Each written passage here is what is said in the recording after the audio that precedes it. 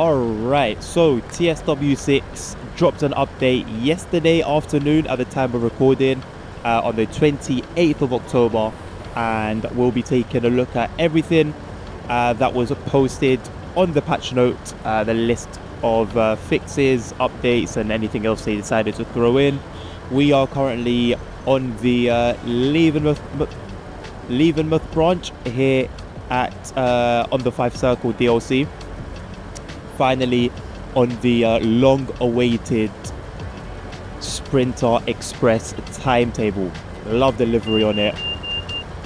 We have been waiting way too long for this. Right, so guard's door at the very back is going to be the last one to close. That's going to trigger then the bell.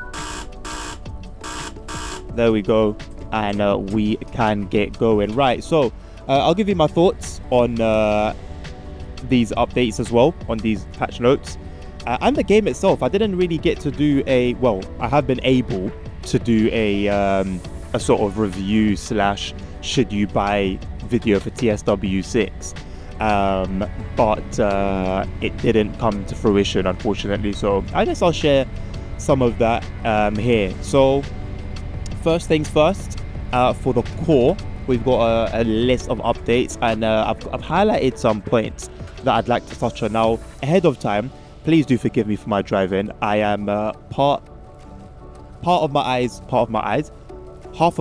No, I got my eyes on two screens at once, basically. I'm looking at the patch notes, and I'm also trying to look at the game and drive. So do bear with me. So for the core, we've got added fault notifications for the in-game message log. I don't know why that wasn't a thing already. It seems like it would have been pretty basic feature to implement along with the faults themselves. We've got fixed profile transferring for PS4 players. Now, this is something I highlighted because it's a bit dire that we've had to wait. Now, I'm on PC, so this doesn't bother me at all. And I think the majority of the player base is at least away now from Gen 8, but if not for a substantial number still being on the Gen 8 platform, then the game just wouldn't be on it. So there are still a bunch of people on there, and if you're one of them, I think it's dire that it's taken this long. Right, the game came out back in September, so it's been, let's say, roughly a month or a little bit over a month now that you haven't been able to move your profile over. Now, I don't know what issues exactly were taking place. I don't know if it was an issue with the entire profile transfer and no one on PS4 was able to transfer their profiles. I don't know if it just affected a small number of the player base. You know, I don't know if it was a case of there being a glitch with the profile transferring, but the whole thing should have been sorted and finalized, you know, properly tested way before the early access even became available. But I guess, you know, in true TSW player fashion, let's just be grateful that it has finally been implemented. Next up, we've got fixed train faults, so they no longer occur every couple of seconds. Now, this one I have got a problem with because, well, not the fix itself. A fix is always a good thing, right? But the day of the Dovetail Direct, I hosted a watch party stream on my Twitch. I don't know if it was on YouTube as well, but I know it was definitely on my Twitch. Actually, no, tell a lie, I think it was on all my streaming platforms. Quick plug: Twitch, TikTok, and YouTube. I stream on all three. Anywho, also Discord, link in the description of the video. There you can find usually a schedule. This week I've sort of changed things up a little bit and give that a try. Anywho, I digress. Fixed train faults, they no longer occur every couple of seconds. Train faults are, of course, one of the standout features of Train Sim 06. It was part of the marketing, and it was something that excited a whole lot of the player base. Now, if you've been a player of TSW, right, if you're a weathered player, if you're a bit of a veteran when it comes to TSW, you would know that with any new feature, with any new update, you approach it with extreme caution. What's the saying? I think it's something along the lines of once bitten, twice shy, or something along those lines. Basically, something happens once, you should be cautious of it happening again in the future, especially when it happens once, and then twice, and then 3 times, and then 4 times, etc, etc, etc. You get the gist. And so Train Photo was a new feature, and on the Dovetail Direct watch party, I said, after all the features and the new routes had been announced, what's coming sounds really cool. Whether it be the train faults, the temporary speed restrictions, the random events that, I mean, even on the Dovetail Direct, to be honest, I think seemed a little bit lackluster. You assume, I don't remember exactly what I said. I said something along the lines of assume it will come buggy, right? So that if it does come buggy as expected, we expected it. If not, then it's happy days, right? But going according to history, expect these features to be buggy. An example I use usually on my streams is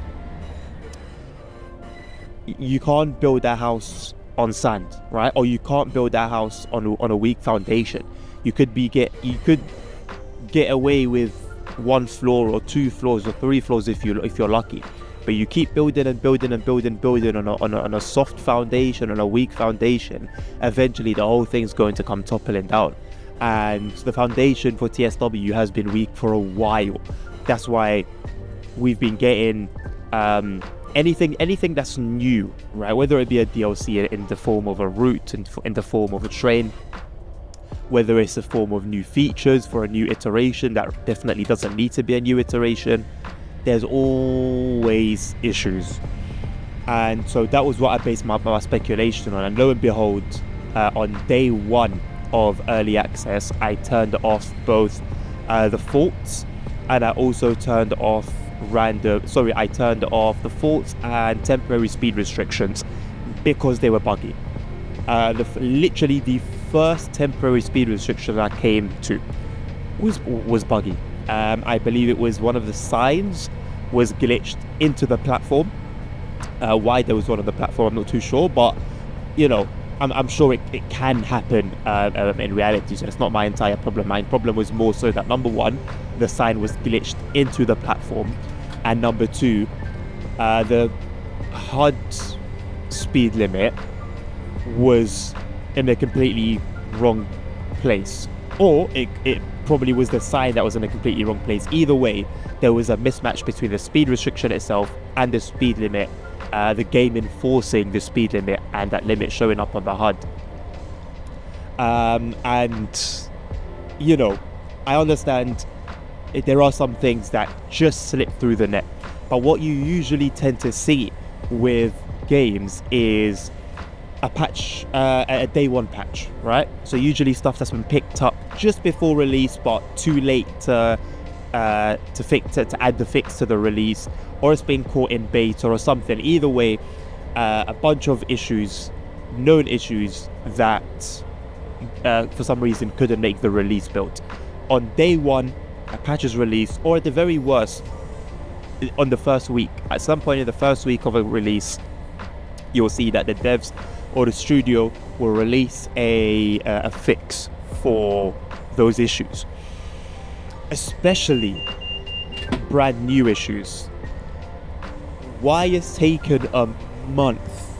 And I'm sure there are still some bugs that exist. I've got those features turned off, and I don't plan on turning them back on anytime soon, at least in this iteration of the game, or at least until the vast majority of players confirm that these issues are no longer, well, issues.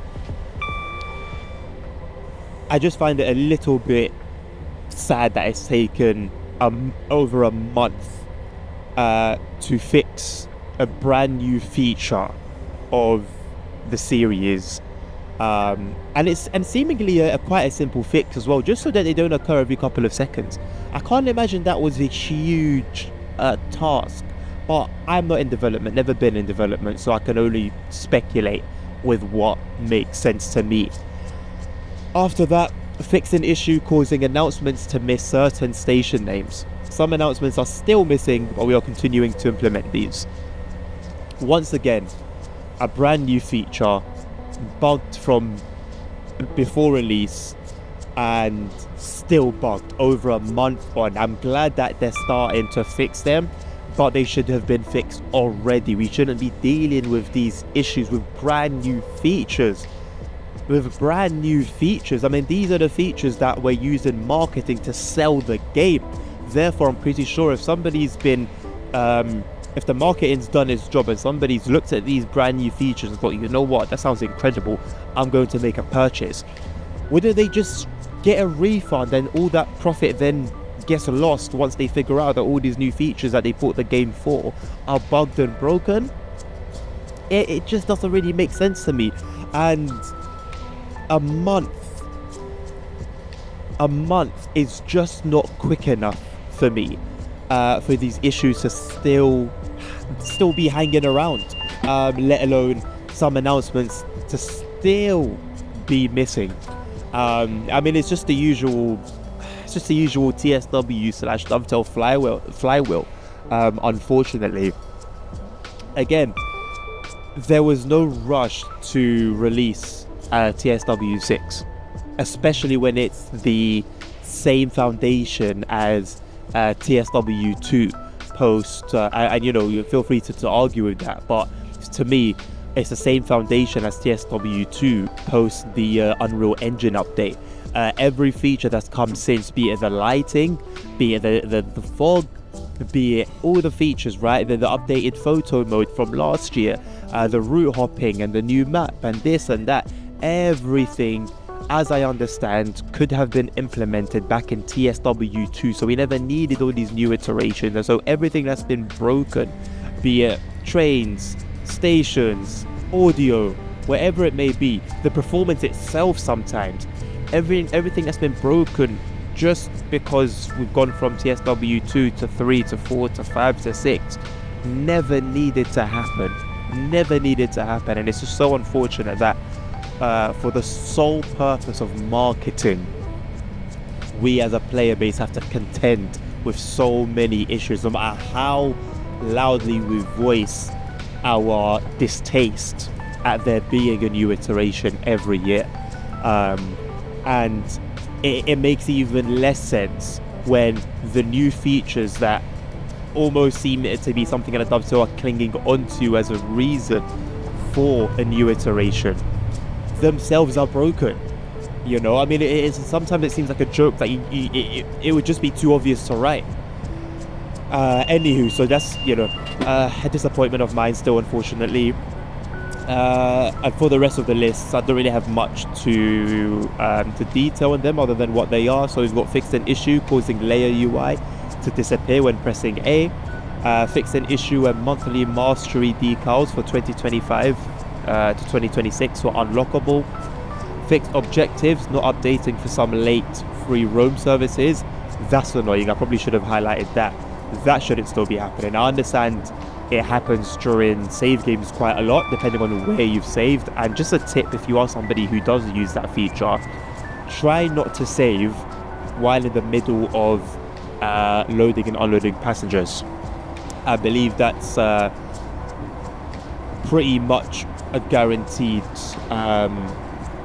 issue once you load back into the game. So save the game when you're basically, when it's like this, you're going from station to station.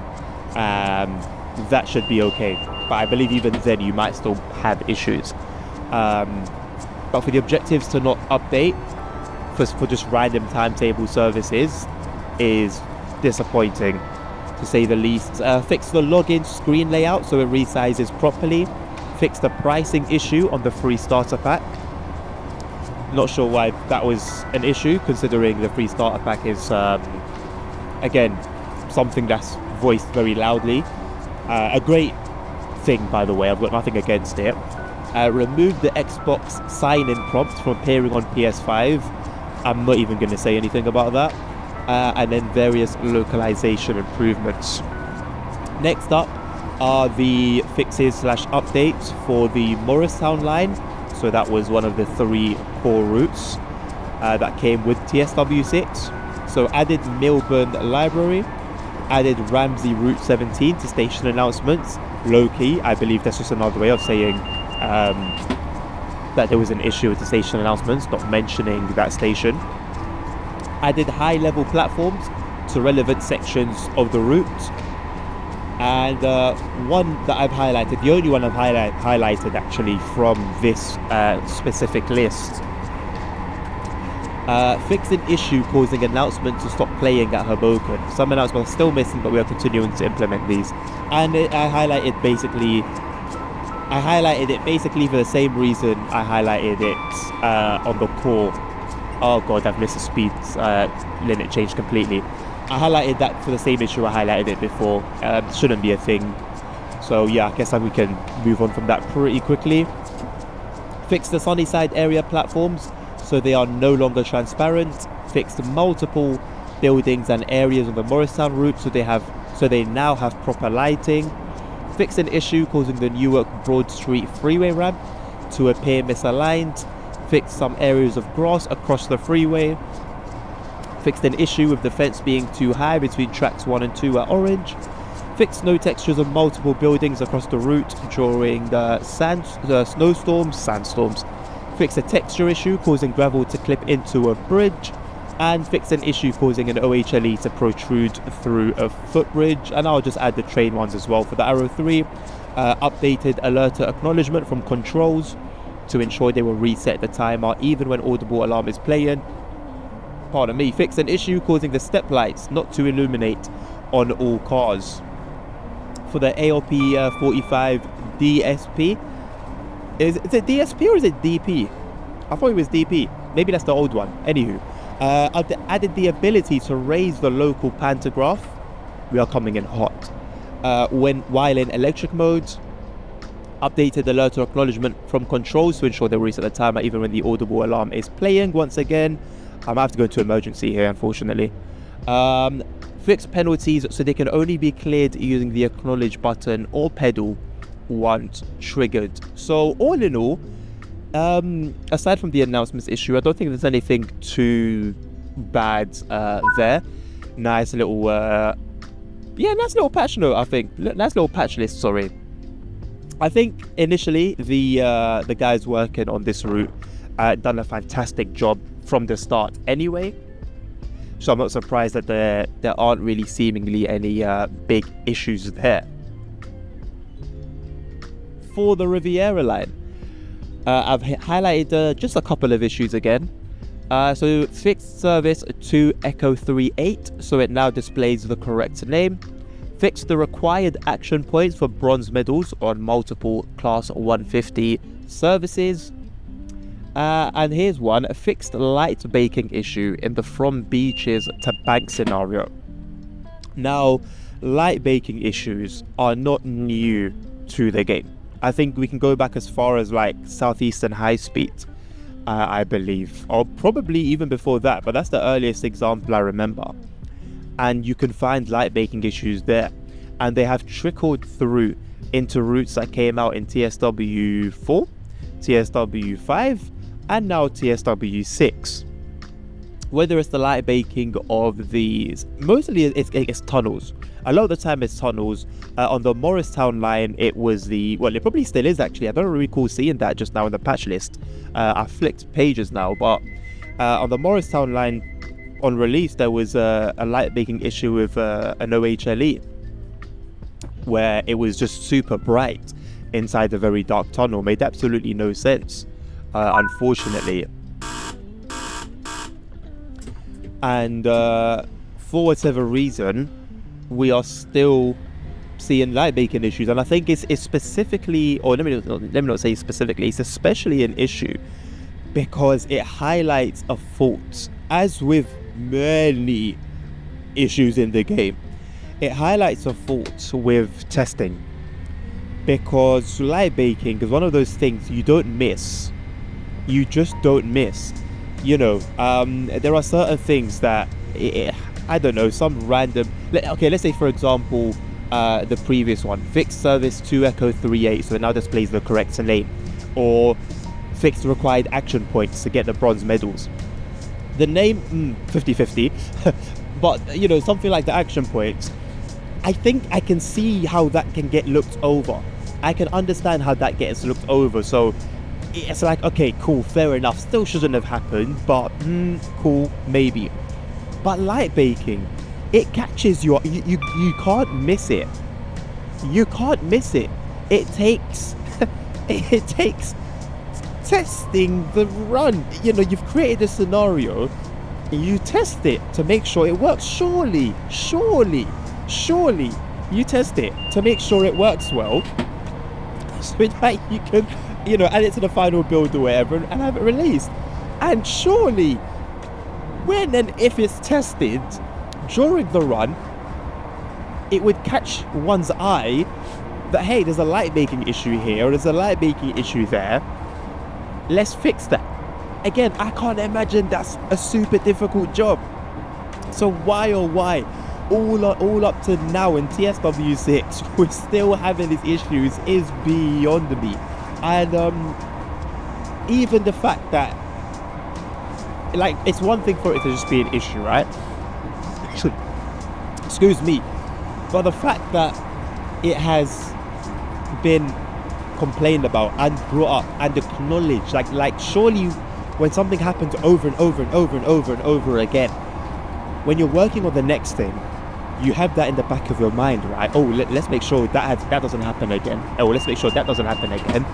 A few years ago now, Matt on the forums said that he was creating a checklist that basically every DLC before release, I don't know whether it would apply to just DTG DLCs or third parties as well, but basically there would be a checklist to ensure that all DLCs are to standard. What's happened to that checklist? I don't know, but clearly some work needs to be done there if the same issues come up, not every time but so often. Anywho, that particular run over. Fixed a PIS issue on the 2 Charlie 07 AI service, so it now shows the correct information. And my second highlighted point, fixed an issue where AWS was not activating correctly on temporary speed restrictions. Now, I understand with regards to temporary speed restrictions, they can occur randomly. As far as we know as the players anyway, they can occur randomly. So I can imagine it may not be the easiest thing to test. However, I'm sure that they have been tested, right? I'm sure that they've been, that during testing of TSW6 or the core routes of TSW6, they were enabled, activated. I'm gonna have to emergency brake again, having a stinker. I gave you a lot of disclaimer at the beginning in it, so you can't even be mad at me, to be honest. If you want a clean run, watch the video I uploaded yesterday. Anyway,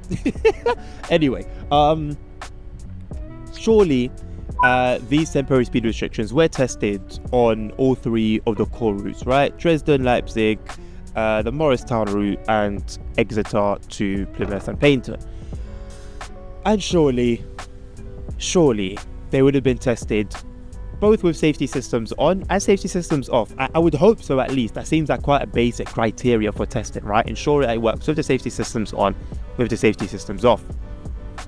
So why it's taken why it was even released with this AWS issue, I don't know. Why it took over a month to implement, I don't know.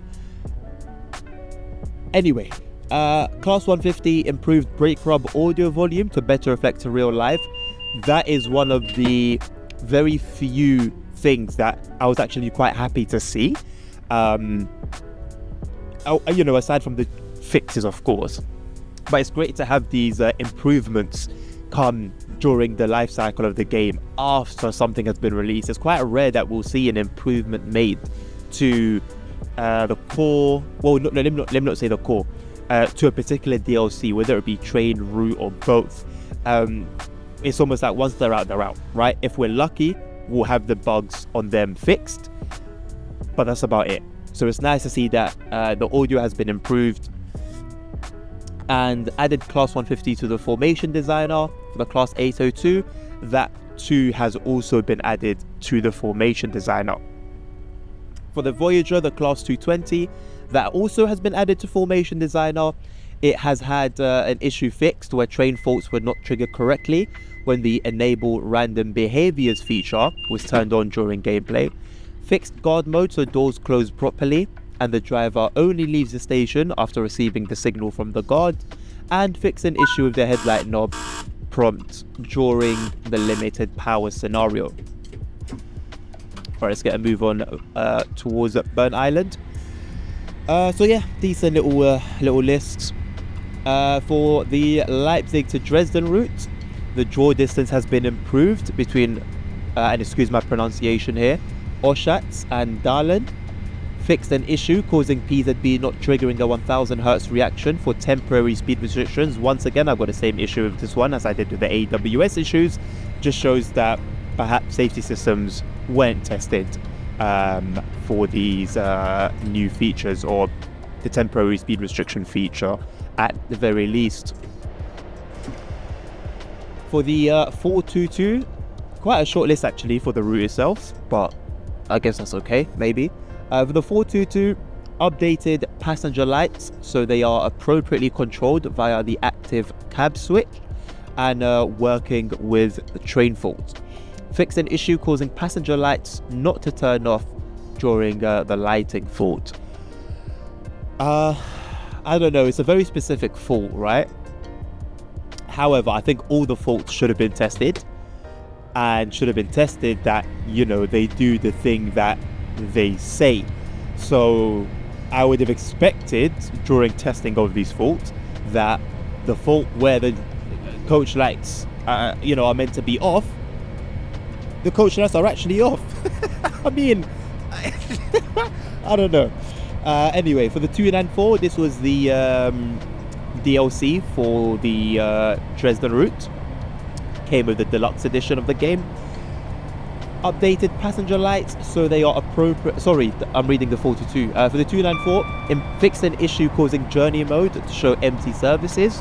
Fixed an issue causing the wipers fault to not trigger correctly.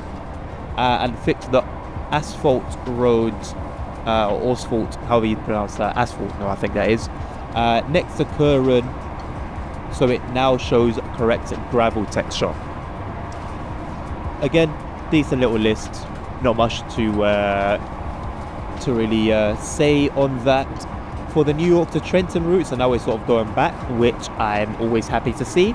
Added the down button for the emergency brake valve on bi-levels. Unfortunately, we still, I believe, have the clipping issue on platforms and pillars in New York Penn on the New York to Trenton route. I believe some have claimed that the alerter issue that has been present, I think, since the release of New York to Trenton, where AI trains just have their alerters going constantly and you can hear it as the trains pass you. Why you can hear another train's alerter while you're in your cab, I don't know. But I believe that's still an issue. I would like to see that fixed.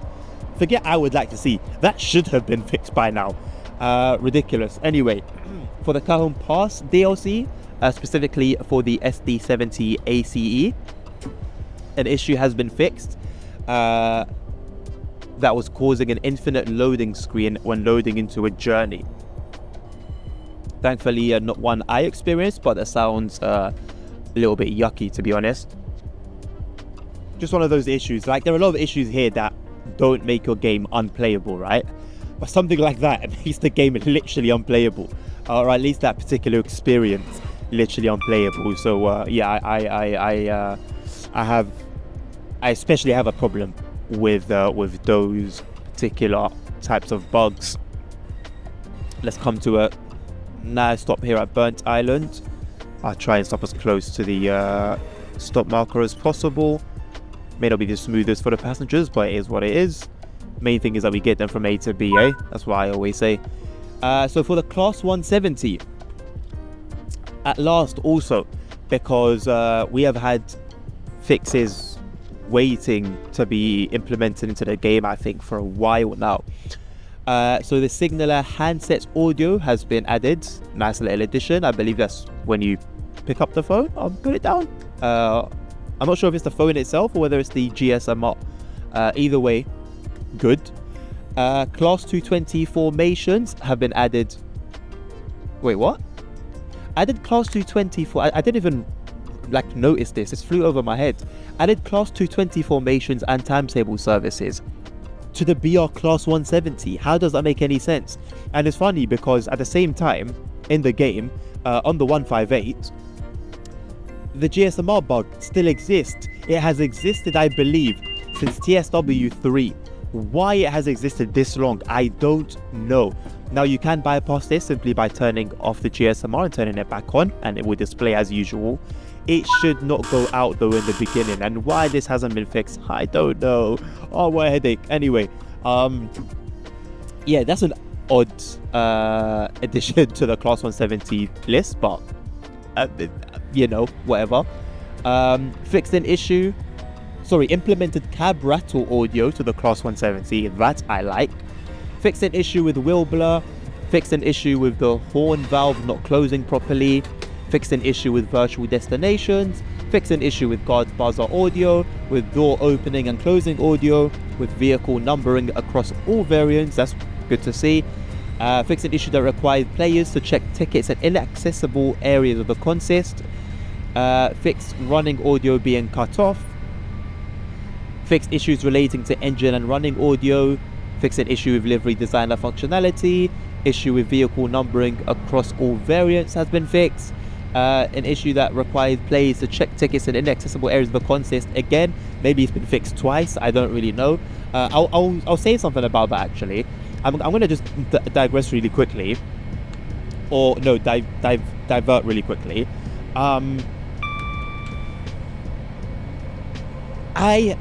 I think for definitely over a year, dare I say 2 years, I'm not sure, but I know for the past year, almost, if not every single article has had either a grammatical error or a spelling error. And yes, we are all human beings, we make mistakes, I understand, but from a business standpoint, it's unprofessional. You would expect things to be proofread. Have someone check it, at the very least, have somebody else check it for you, right? Because maybe we can read something 2-3 times and not notice something, and someone else can read it once and notice 6 different things, right? And it's just unprofessional to see it over and over and over and over and over and over. I'm telling you, look back at all the articles for the past year. Right now, go to Dovetail Live, have a look at all the articles. There is at least one spelling mistake or grammatical error. And it doesn't affect the game too much. It's just a bit unprofessional in my opinion. The final fix for the 170, or if it's not a spelling or grammatical issue, it's something like this. It would be an error of some sort. So yeah, I resolved a number of minor timetable issues, not much detail on those, so I guess good. For the Manchester Airport DLC, the Voyager has now officially been added as a timetable layer. It has been appearing unintentionally in the timetable, and it's been exciting some people, but it was noticed that a lot of the main services were missing, so hopefully that's resolved now. Hopefully all the services that should be there as per real life are now on that route. So that's a great improvement, and shout out to Alan Thompson for having that added, having that layer ready before the train itself was even out. Added station announcements to all stations. Added onboard announcements to all the BR class 323. Those two that I just noted are great improvements. I would love to see the station announcements and the onboard announcements be I don't know what the word is called, back something, but added to all the previous DLCs, both train and route DLCs. That would be great. Improved lighting at Manchester Piccadilly. Great to see again. always happy to welcome improved lighting and just improved, well, anything to do with the graphics really. Fixed an issue with the track layout at Slade Lane Junction. Fixed an issue with signalling and track speeds at Slade Lane Junction and Held Green Junction. Added ticket machines and barriers at Stockport Station. A minor fix, but I don't know, I guess if you're somebody who walks around the stations and likes to explore, I guess that's a good thing. Fixed an issue with the lift buttons at Stockport Station. Fixed an issue with missing OHLE wires throughout the route. That should not be an issue in the first place, but I'm glad they fixed it.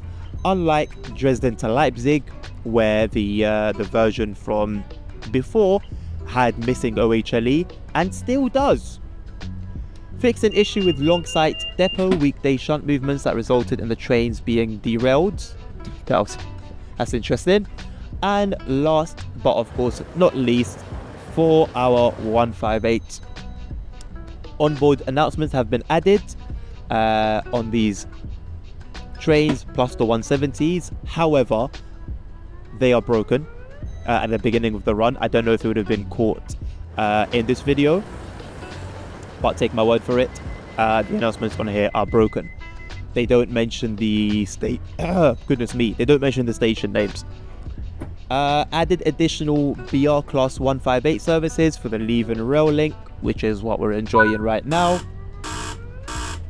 Added prefix to highlight non-standard consist formations for BR Class 158 and BR Class 170 services. And added the 5 circle sprinter timetable, which again is what we are enjoying. So all in all, I think right, the whole thing together, good, always. I mean, anything that makes the game better, anything that makes the game more playable, more enjoyable is good, obviously. Now, when the last set of patches were released, I said a few times on stream that I would be hopeful that there would be some hope for the core, only if we see patches of this size, magnitude, and fixes implemented at the very least twice a month. At the very least. Because realistically the game needs much more than that, but it would be a start. It would be a start, because as it stands, the core of Train Sim World is still unstable, wobbly, shaky. I mean, it's as if it's a Jenga tower, and you know, and every breath makes the tower lean. Sometimes it really does feel like that's what TSW is. And you know, I think nobody that's watching this video right now, none of you that are watching right now want this game to topple over. A lot of our moans and groans and complaints, number one, are completely valid, but number two, are also there because we want the game to be better. We are passionate about the game, we love the game, we enjoy the game. And so it just stinks, you know, having to see something that you love and that you want, that you just want so much for, sometimes be in the state that it's in. And so yeah, Dovetail, thank you for 2 decent patches so far, but we are only just over a month since the release. We've got another year to go, because surely next September TSW 7 will come. Speculation, by the way, but I think speculation based on solid history. Can we please see something like this at least twice a week? Then I think the community, the very vocal community, especially the forum community and the Discord community, would maybe be a lot more forgiving, a lot less angry, you know. And I don't think it's misplaced anger. I don't think it's misplaced frustration. It makes sense. When you look at everything as a whole, it makes complete sense. But alas, let's have some peace, DTG, right? Let's have some peace in the community, some peace in the game, so that we don't play without frustration. And when we do come across little niggles here and there, we have hope that, yeah, this will definitely get sorted. Knowing DTG, this will get sorted. Let's get to that point. How beautiful would that future be? I've got like a glimmer of hope, and I hope that doesn't get put out as well. You know, I hope that flame doesn't get put out. But that will be it. I know it's been a lengthy one, but I think I owe you. You know, I've owed it to you, considering I haven't done one of these in so long.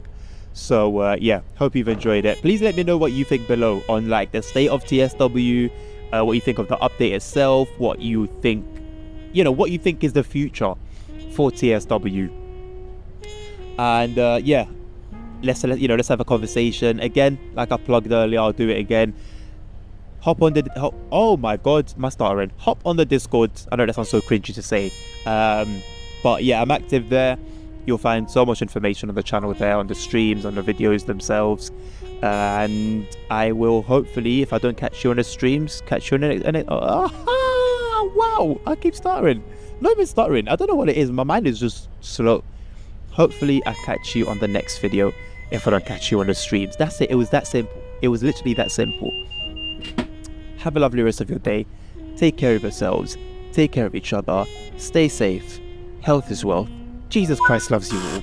And until the next one, take care and peace out.